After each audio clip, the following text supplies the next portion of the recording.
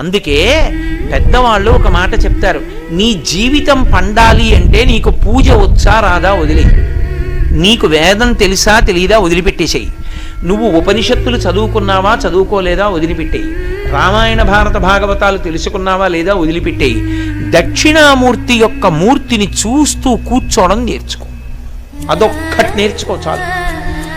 ఏమక్కర్లేదు, ఇంకా దక్షిణామూర్తిని పెట్టుకుని రోజు కాసేపు ఆయన్ని చూస్తే చాలు. మీకు నేను ఇంకా విచిత్రమైన విషయం చెప్పనా, చంటి పిల్లలు కొంచెం కొంచెం పెరిగి పెద్దవాళ్ళు అవుతున్నప్పుడు ఇంట్లో అందమైన దక్షిణామూర్తి విగ్రహం ఉండి, విగ్రహం అంటే ఫోటో కనీసం ఉండి, పిల్లలు కాసేపు దాని వంక చూడడం అలవాటైతే మీరు చూడండి, నేను యథార్థం చెప్తున్న, పెద్దలు నిర్ణయం చేసింది, వాళ్ళు కళ్ళు తిప్పి ఆడుకుంటూ పాకడం కూర్చోవడం వచ్చినప్పుడు చూసినప్పుడు వాళ్ళు నిశ్చలంగా కాసేపు ఇలా దక్షిణామూర్తి వంకే చూస్తారు.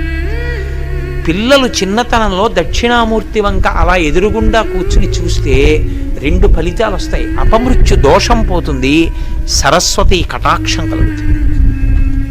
అందుకే అసలు ఇంట దక్షిణామూర్తి ఫోటో లేని ఇల్లు ఉండరాదు. అంత మంగళప్రదమూర్తి ఎవరు అంటే దక్షిణామూర్తియే.